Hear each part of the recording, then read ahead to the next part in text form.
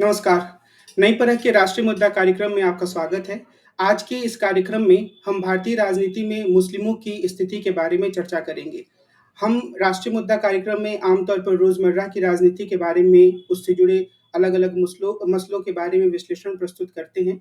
आज जब हम जिस मुद्दे पर चर्चा कर रहे हैं, यानी कि भारत की राजनीति में मुस्लिमों की स्थिति, उसमें वह यह मुद्दा आज 1-2 दिनों में कोई चर्चा में नहीं आया है, लेकिन हमारे देश की राजनीति को समझने के संदर्भ में इस मुद्दे की गहरी पड़ताल की ज़रूरत है और इसी संदर्भ में आज हम ये चर्चा कर रहे हैं कि किस तरीके से जो मुस्लिम हैं, उनका प्रतिनिधित्व भारतीय राजनीति में बदला है या किस तरीके से जो मुस्लिमों के प्रति जो पार्टियाँ हैं, उनका जो रवैया है, वो पहले की तुलना में बदला है।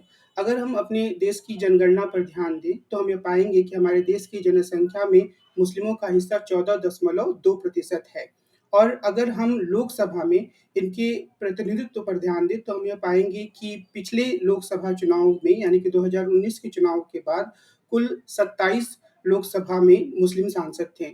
उसके पहले इनकी संख्या 23 थी। सबसे मज़ेदार बात यह है कि कभी भी यह संख्या 49 से ज़्यादा नहीं गई। सबसे ज़्यादा 1980 के चुनाव के बाद 49 मुस्लिम सांसद चुने गए थे। लेकिन कुछ ऐसे बदलाव हुए हैं हमारे देश की राजनीति में, जिसके कारण से राजनीति में मुस्लिमों की उपस्थिति और उनके रिप्रेजेंटेशन या प्रतिनिधित्व का मसला काफ़ी महत्वपूर्ण बन गया है। मिसाल के तौर पर भारतीय जनता पार्टी लोकसभा के चुनाव में मुसलमानों को टिकट नहीं देती है। मिसाल के तौर पर हमेशा ही देश की राजनीति में सांप्रदायिकता 2014 के बाद एक मुद्दे के रूप में मौजूद रहती है और मुस्लिमों के खिलाफ, मुस्लिमों के बरक्स हिंदुओं को गोलबंद करने की कोशिश की जाती है। इन्हीं सब स्थितियों के संदर्भ में आज हम प्रोफ़ेसर अभय कुमार दुबे के साथ भारत की राजनीति में मुस्लिमों की स्थिति के बारे में चर्चा करेंगे। अभय सर, जी, नमस्कार। नमस्कार। मैं पहला प्रश्न इस संदर्भ में यही आपके सामने रखना चाह रहा हूँ कि जी, अगर हम 2014 को एक ऐसी स्थिति के रूप में माने जहाँ पर भारतीय जनता पार्टी पूर्ण बहुमत के साथ सत्ता में आती है, तो उसके पहले की राजनीति में मुस्लिमों की स्थिति और उसके बाद की राजनीति में मुस्लिमों की स्थिति को हम किस रूप में देख सकते हैं? देखिए भारतीय जनता पार्टी तो घोषित रूप से मुसलमान विरोधी विचारधारा पे चलती है। राष्ट्रीय स्वयंसेवक संघ की वो राजनीतिक भुजा है और राष्ट्रीय स्वयंसेवक संघ ये मान के चलता है कि देश में हिंदू राष्ट्र की स्थापना होनी चाहिए। ये अलग बात है कि वो हिंदू की व्यापक परिभाषा में उनके मौजूदा सरसंघचालक मोहन भागवत ने मुसलमानों को भी शामिल कर लिया है। यानी वो कह रहे हैं कि हिंदू कोई धर्म नहीं है, हिंदू एक जीवन शैली है और भारत के मुसलमान भी उसी जीवन शैली के वाहक हैं और सबका डीएनए एक है, इस प्रकार की भाषा इस्तेमाल वो करते हैं। लेकिन ये तो बातें हैं, बातों को आप अलग रख दीजिए। एक है संगठन सकल हिंदू समाज और दूसरा है हिंदू आक्रोश मोर्चा। ये दोनों संगठन महाराष्ट्र में पिछले कुछ महीनों में बहुत सारी लाखों लाख हिंदुओं की रैलियां निकाल चुके हैं, जो कि लव जिहाद और इस तरह के जो मुद्दे हैं, सांप्रदायिक मुद्दे हैं, उनके इर्द गिर्द हुई हैं। ये बात सही है कि ये सकल हिंदू समाज और हिंदू आक्रोश मोर्चा आधिकारिक रूप से राष्ट्रीय स्वयंसेवक संघ का सदस्य नहीं है, ये संघ परिवार के नहीं है। लेकिन बड़े पैमाने पर भारतीय जनता पार्टी के कार्यकर्ता और संघ परिवार के स्वयंसेवक और संघ परिवार के मोर्चा संगठनों के स्वयंसेवक के सदस्य भी इन कार्यक्रमों में भाग लेते हैं। तो साफ बात है कि जो मंच से बात की जाती है, व्यवहार में वो नहीं है। व्यवहार में एक मुसलमान विरोधी राजनीति लगातार बिना रुके हुए विभिन्न मंचों से बदल-बदल कर बातें करते हुए की जाती है।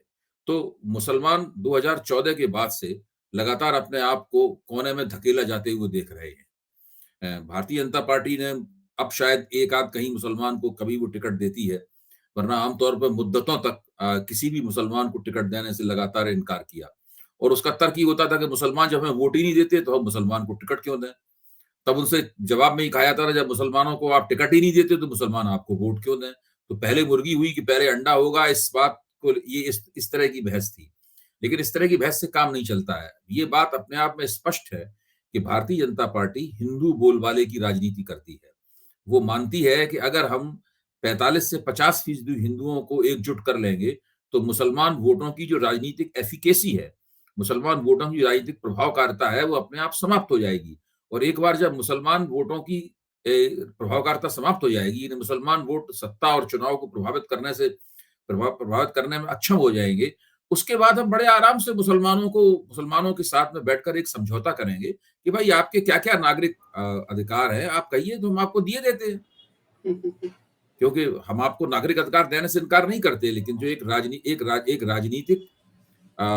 राजनीतिक हस्ती के तौर पर एक मुसलमान की जो इच्छाएं हैं और वो अपने वोट से सत्ता को प्रभावित होते देखना चाहता है, बड़े पैमाने पर की गई हिंदू गोलबंदी के कारण वो इच्छा उसकी परवान नहीं चढ़ती और ये चुनाव दर चुनाव हो रहा है। खासतौर से उन इलाकों में हो रहा है जिन इलाकों में जो इलाके भारतीय जनता पार्टी का प्रभाव क्षेत्र माने जाते हैं। सबसे पहले गुजरात में ये घटित हुआ, अब उत्तर प्रदेश में घटित हो रहा है और भी कई दूसरे इलाकों में घटित हो रहा है। लेकिन इसी के साथ-साथ हमें ये भी नहीं भूलना चाहिए कि ऐसा सारे देश में घटित नहीं हो रहा है। अगर हम ये मानेंगे ऐसा सारे देश में घटित हो रहा है तो गलती होगी। आप देखिए दिल्ली की विधानसभा चुनाव में ऐसा घटित नहीं होता है। मुसलमान वोट हिंदुओं के एक प्रिय नेता अरविंद केजरीवाल, जिनको हिंदू समाज भी पसंद करता है, उनको पसंद करते हैं और दोनों मिलकर भारतीय जनता पार्टी को करारी शिकस्त देते हैं यहाँ पर। उसी के साथ में आप बिहार में देखिए, बिहार में राष्ट्रीय जनता दल के साथ मुसलमान खड़े होते हैं, जो मुख्य तौर पर यादवों की पार्टी है, यादव जो हिंदू समाज के सदस्य हैं, या पिछड़ी जातियों की पार्टी है, जो ज्यादातर उसमें हिंदू समाज के सदस्य होते हैं, हालांकि मुसलमानों में भी पिछड़ी जाति के लोग होते हैं और बड़े पैमाने पे होते हैं। तो वहां पर मुसलमान इन लोगों के साथ जुड़कर अपना मतदान करते हैं। और पिछली बार तो तेजस्वी ने लगभग भारतीय जनता पार्टी और नीतीश कुमार के गठजोड़ को हरा ही दिया होता, और अब नीतीश कुमार तेजस्वी के साथ आ गए, तो अब तो मुसलमान और भी ज्यादा उत्साहपूर्वक उनको वोट करेंगे, क्योंकि उन्हें साफ दिखाई पड़ता है कि वो भारतीय जनता पार्टी को ये गठबंधन परास्त कर सकता है। इसी तरह आप दक्षिण भारत में देखिए, दक्षिण भारत में भी मुसलमान वोटों की एफिकेसी कायम है। दक्षिण भारत में भी मुसलमान वोटों की प्रभावकारिता कायम है। और भी कई ऐसे राज्य हैं जहां मुसलमान वोट अपने सही सामाजिक समुदायों के साथ जब गठजोड़ करते हैं तो उनकी राजनीतिक प्रभावकारिता उन्हें हासिल होती है।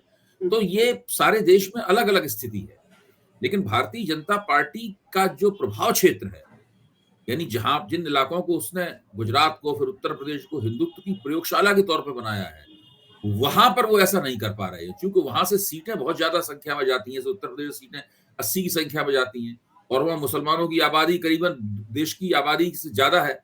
देश में आपने 14 दशमलव कुछ बताया, लेकिन वहां मुसलमानों की आबादी करीबन 20% के आसपास है। तो वहां पर दिक्कत होती है, इस बात से काफी उलझन होती है वहां पर। एक जमाना था जबकि कांग्रेस को लगातार मुसलमान वोट देते थे, तो कांग्रेस के ऊपर आरोप लगाया जाता था कि मुसलमानों को वो वोट बैंक की तरह इस्तेमाल करती है, लेकिन ये बात बहुत पुरानी हो गई।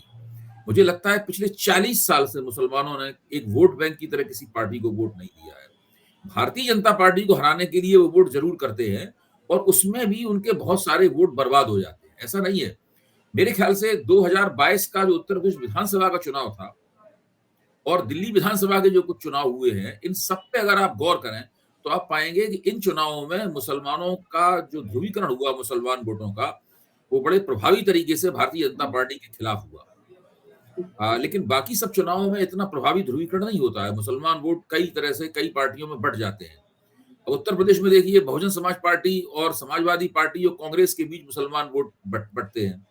कांग्रेस को कम वोट मिलता है, समाजवादी पार्टी को ज्यादा मिलता है, थोड़ा सा उससे कम बहुजन समाज पार्टी को मिलता है। पिछले चुनाव में कांग्रेस को बिल्कुल वोट नहीं मिला और बहुजन समाज पार्टी को भी बिल्कुल वोट नहीं मिला, क्योंकि उसने चुनावी मुहिम ठीक से नहीं चलाई। तो सारे के सारे वोट अखिलेश यादव यानी समाजवादी पार्टी की झोली में चले गए। लेकिन इस तरह की असाधारण गोलबंदी मुसलमानों की, ऐसा असाधारण कम देखने को आया है। तो ये है मुसलमान वोटों की स्थिति, और उनकी प्रभावकारिता को समाप्त करने का जो मंसूबा है भारतीय जनता पार्टी का, उसको हम लगातार कारगर होते हुए देख रहे हैं, खासतौर से उन क्षेत्रों में जो भारतीय जनता पार्टी का कैचमेंट एरिया है। एक जो प्रश्न मेरे दिमाग में आ रहा है वो ये कि क्या जब भारतीय जनता पार्टी का इस रूप में जब उदय नहीं हुआ था और बाकी दल, विशेष रूप से कांग्रेस का बोलबाला था या उसकी बड़ी बड़ी महत्वपूर्ण भूमिका थी, तब भी मुस्लिमों को मुख्य धारा की राजनीति से जोड़ने के बजाय, जिसे बार-बार भारतीय जनता पार्टी तुष्टीकरण की राजनीति कहती है, उस रणनीति की तरफ कांग्रेस ने ज़्यादा ध्यान दिया। जैसे देखिए, ये भाजपा का फिक्रा है तुष्टीकरण। हमें उस फिक्रे को फेस वैल्यू पे नहीं लेना चाहिए। ये नहीं कि भाजपा ने फिक्रा दे दिया है तुष्टीकरण, तो हम भी इस तुष्टीकरण बोले लगे। मुसलमानों का तुष्टीकरण कब हुआ है? मुसलमानों का तुष्टीकरण होता तो मुसलमानों को बहुत बड़े पैमाने पर रोजगार मिलते, मुसलमानों को शिक्षा में उनकी बड़े पैमाने पर मौजूदगी होती, उसके लिए उसे उन्हें विशेष प्रोत्साहन दिया जाता। या अब देखिए हज पे जाने वाले मुसलमानों को सब्सिडी दी जाती है, या उनके जो धार्मिक अधिकार, उनके जो मजहबी अधिकार हैं, उन मजहबी अधिकारों की सुरक्षा का राज्य वायदा करता है। तो देखिए, ये हमारे संविधान में व्यवस्था है। संविधान में व्यवस्था है कि जो समुदायों के जो सांस्कृतिक अधिकार होंगे, उन सांस्कृतिक अधिकारों की परवाह भारतीय राज्य को करनी होगी। इसी दृष्टि से भारत का संविधान दुनिया के अन्य संविधानों से अलग है, और पश्चिमी संविधान वेदता जो है इसीलिए भारत के संविधान की आलोचना भी करते हैं कि यहाँ पे व्यक्ति के अधिकारों के ऊपर सामुदायिक अधिकारों को भी प्रमुखता दी गई है। तो ये भारतीय संविधान की एक विशेषता है। भारतीय राज्य की ये जिम्मेदारी बनती है। अगर भारतीय जनता पार्टी भारतीय राज्य की बागडोर अपने हाथ में रखती है, उसके हाथ में है, तो उसकी भी जिम्मेदारी बनती है कि मुसलमानों के नागरिक अधिकारों की और मुसलमानों के मजहबी अधिकारों की और उनके अन्य सांस्कृतिक अधिकारों की, शिक्षा में उनकी भागीदारी की, इन तमाम बातों का वो सम्मान करें। अच्छा, भारतीय जनता पार्टी की तरफ से कुछ तर्क भी आते हैं, उनके कुछ तर्क वाजिब भी हैं। जैसे कि भाजपा वाले कहते हैं कि हमारी जो योजना है, यानी जो उनकी सब्सिडी स्कीम्स हैं, उन सब्सिडी स्कीम तो हम इस आधार पे तो उसका लाभ वितरित नहीं करते कि कौन हिंदू है कौन मुसलमान है। अगर मुफ्त अनाज की एक श्रेणी है कि इस आमदनी के लोगों को मुफ्त अनाज दिया जाएगा, तो अगर उस श्रेणी में हिंदू आते हैं तो हिंदुओं को ही मिलता है, और मुसलमान आते हैं तो मुसलमानों को ही मिलता है। और वास्तव में इस तरह की श्रेणियां तो बनाई नहीं जा सकती कि उसमें श्रेणी बनाने से ही मुसलमान उससे अलग हो जाए। तो इस स्तर पर भारतीय जनता पार्टी की सरकार मेरे ख्याल से मोटे तौर पर सही कहती है। संघ परिवार और भाजपा को जो दिक्कत है मुसलमानों से वो ये है कि जब वो लोग राजनीति करते हैं और राजनीतिक दावेदारियां करते हैं, तो उस वक्त उनकी दावेदारियां हिंदुओं के बराबरी की वाली होती हैं। मतलब वो चाहते हैं कि जितना हिस्सा हिंदुओं को मिले उतना ही हिस्सा हमको मिले, ऐसा भारतीय जनता पार्टी वालों का कहना है। भारतीय जनता पार्टी को जो आपत्ति है उसको सही तौर पर समझने की हमें जरूरत है। भले ही उस बात को ना कहें, तो वो समान वो प्रतिनिधित्व की दावेदारी से आगे जाकर वो पैरिटी की या समकक्षता की दावेदारी करते हैं। और भाजपा का आरोप यह है कि उसके पीछे मानसिकता ये होती है कि कभी हम इस मुल्क के हुक्मरान थे, सदियों तक हम हुक्मरान थे, इसलिए हम ये दावेदारी कर रहे हैं। तो इस प्रकार ये बहस जो है, बहस का असली रंग ये है, भले ही मंच से कुछ और कहा जाए। एक चीज़ और है कि आम तौर पर जब कई मुस्लिम युवाओं से बातचीत होती है, तो उनके अंदर से एक पीड़ा ये निकलती है कि जो मुस्लिमों के मुद्दे होते हैं, जो कई बार न्याय से जुड़े मुद्दे भी हो सकते हैं, वहाँ पर जो विपक्षी दल है, ख़ास तौर पे उनका इशारा कांग्रेस और आम आदमी पार्टी जैसे दलों की तरफ होता है, उनका भी एक सॉफ्ट हिंदुत्व जैसा एक रंग उभर कर सामने आता है। वो खुलकर उनके अधिकारों की बात नहीं करते हैं। उनके नेता बार-बार ये दिखाने की कोशिश करते हैं कि वो असली हिंदू हैं। तो क्या ये 2014 के बाद की राजनीति का प्रभाव है कि बाकी दल भी खुद को ज़्यादा हिंदू दिखाने लगे हैं? देखिए, 2014 के बाद जो भाजपा की लगातार जीतें हुई हैं केंद्र में और बहुत सारे राज्यों में, उसका प्रभाव तो है ही। उसने इस पूरे मसले को निर्णायक मोड़ दे दिया है। लेकिन मैं ये कहूंगा कि 2025 में राष्ट्रीय स्वयंसेवक संघ के 100 साल होने वाले हैं। तो ये पिछले 100 साल के संचित राजनीतिक, सामाजिक और सांगठनिक प्रयासों का फल है कि उन्होंने पूरे देश का जो सार्वजनिक जीवन है और उसमें होने वाली बहसें हैं, उसको एक हिंदू टर्न दे दिया है। सब लोगों को एक हिंदू मोड़ पर उन्होंने पहुंचा दिया है, और ये उन्होंने दिखा दिया है कि जो हिंदुओं की राजनीति करेगा वही इस देश की राजनीति में आगे बढ़ पाएगा। जो हिंदुओं की राजनीति नहीं करेगा उसको दिक्कत होगी, और वो तरह तरह की परेशानियों में फंसेगा, उसके वोटों का धीरे धीरे करके क्षय होता चला जाएगा। तो इसकी वजह से एक हिंदू विमर्श स्थापित हुआ है। अब वो उसका एक नरम संस्करण है, एक उसका गर्म संस्करण है, एक उसका आतताई किस्म का संस्करण है। तो तरह तरह के उस हिंदू विमर्श के संस्करण है। यहाँ तक राष्ट्रीय स्वयंसेवक संघ का विरोध करने वाले बहुत से तत्व हैं जो कहते हैं कि राष्ट्रीय स्वयंसेवक संघ मुसलमानों के प्रति कुछ ज्यादा ही रियायत कर रहा है और हिंदू दृष्टि ये इजाजत नहीं देती। वो एक हिंदू दृष्टि का हवाला देते हैं, और उसमें बहुत सारे बुद्धिजीवी भी हैं जो खुल के वैसे नरेंद्र मोदी का समर्थन करते हैं, लेकिन वो ये भी कहते हैं साथ में कि नरेंद्र मोदी धीरे धीरे हिंदू दृष्टि के नुमाइंदे नहीं रह गए।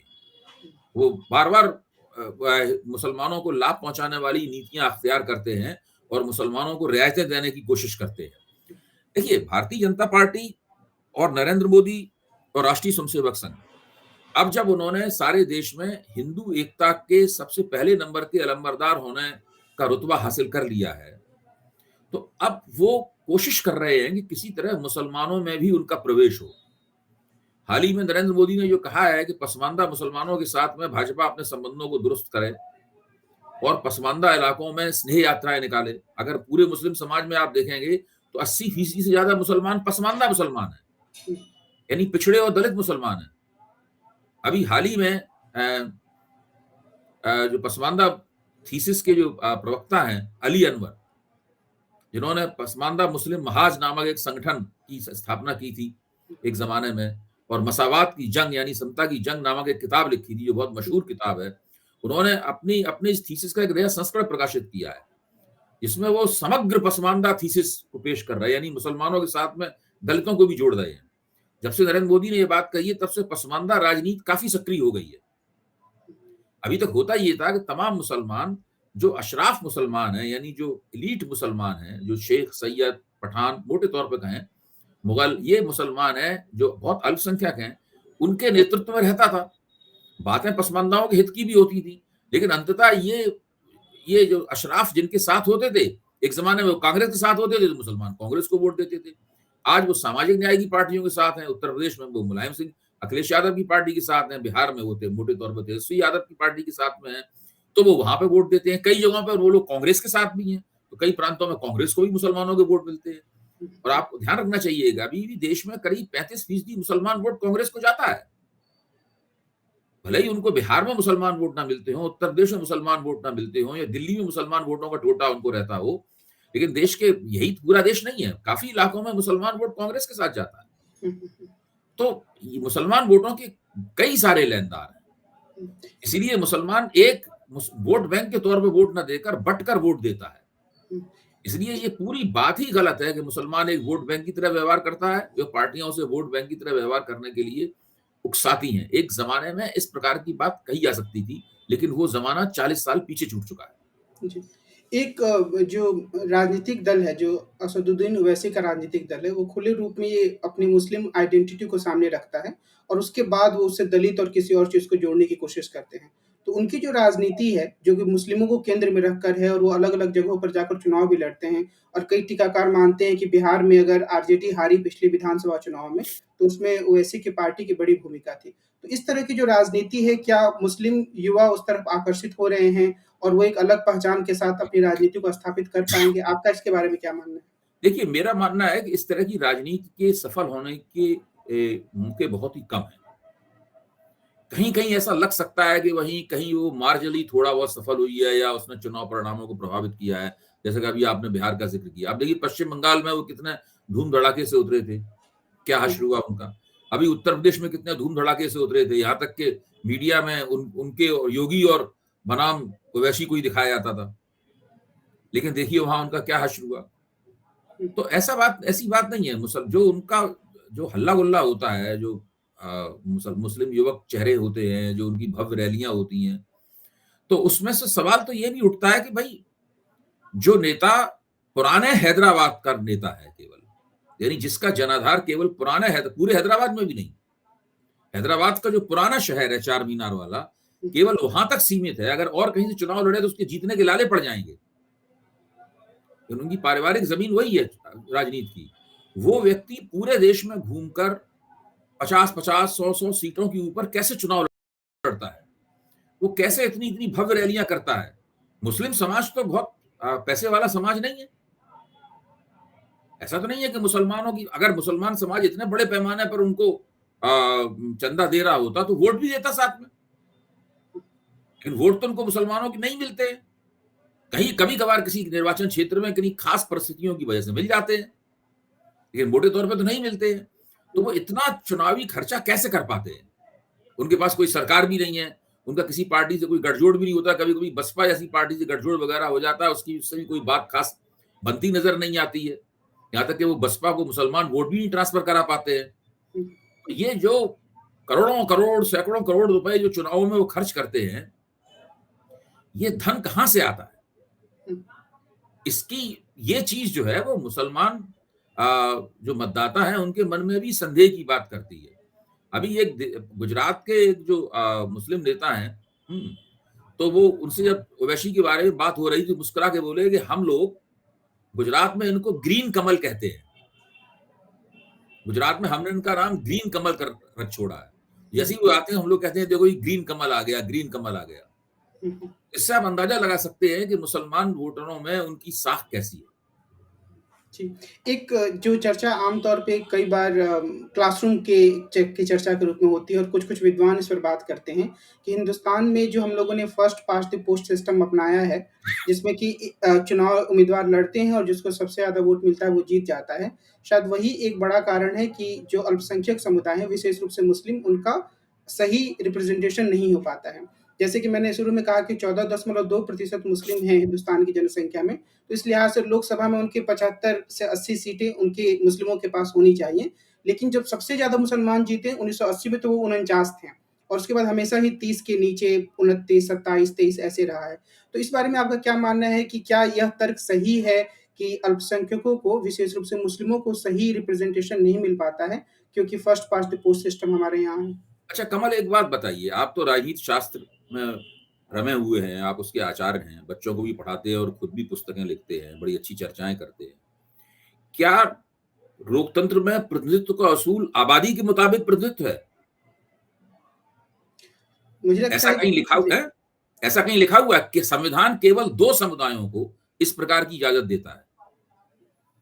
जो अनुसूचित जातियां हैं, यानी जो पूर्व अछूत हैं, उनको आबादी के मुताबिक उनके लिए निर्वाचन क्षेत्र आरक्षित हैं और अनुसूचित जनजातियां यानी जो आदिवासी हैं, उनके लिए निर्वाचन क्षेत्र 9% का उनको रिजर्वेशन है और 15% का रिजर्वेशन अनुसूचित जातियों को है। इनके अलावा देश के किसी भी समुदाय को आबादी के मुताबिक आरक्षण नहीं है और मुसलमानों को अलग से मतदाता मंडल मिले या अलग से उनके लिए निर्वाचन क्षेत्र आरक्षित हो, अलग मतदाता मंडलों के खिलाफ गांधी जी ने कितना बड़ा संग्राम छेड़ा था, आपको याद होगा। गांधी जी ने जो कुछ बड़ी लड़ाइयां छेड़ी, उसमें एक बड़ी लड़ाई ये भी थी कि वो किसी को भी कोई अलग किस्म का अलग मतदाता मंडल नहीं देना चाहते थे। न वो अछूतों के अलग मतदाता मंडल के पक्ष में थे, न मुसलमानों के अलग मतदाता मंडल के पक्ष में थे। तो कम्युनल कॉन्स्टिट्यूएंसीज यानी सांप्रदायिक आधार पर निर्वाचन क्षेत्रों का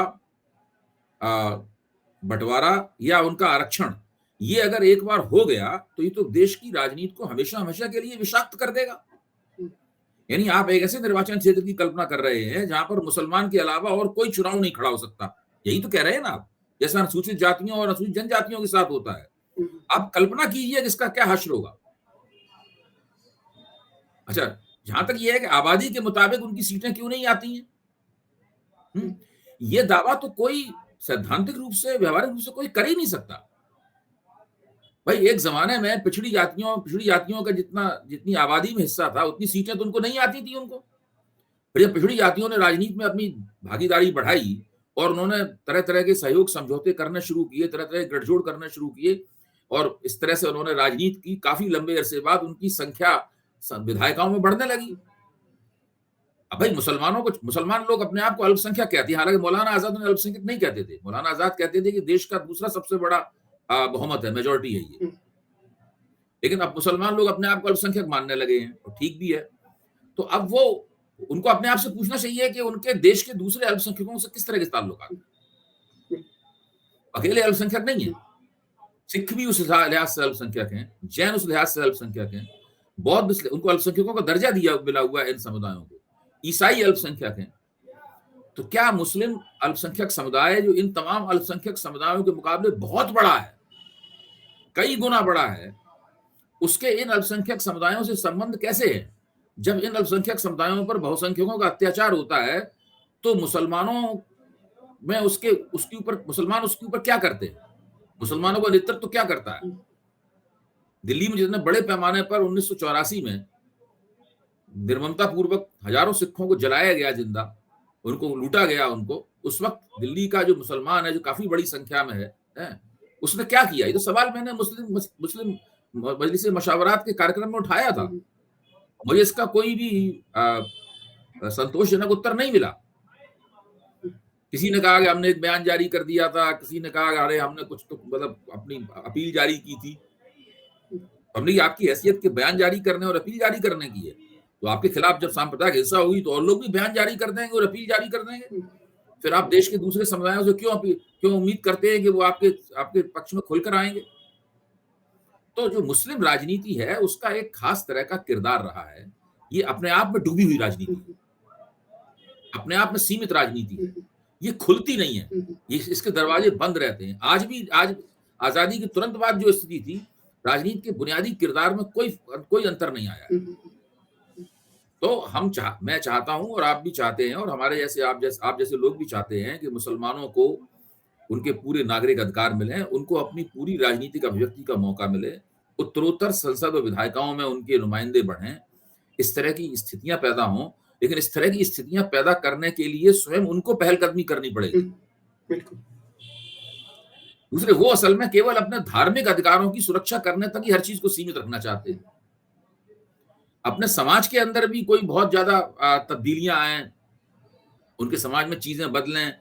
आजकल कुछ-कुछ आवाज़ें उठने लगी हैं और कुछ बातें होने लगी हैं उनके समाज के भीतर से भी, लेकिन वो बहुत ही कम है।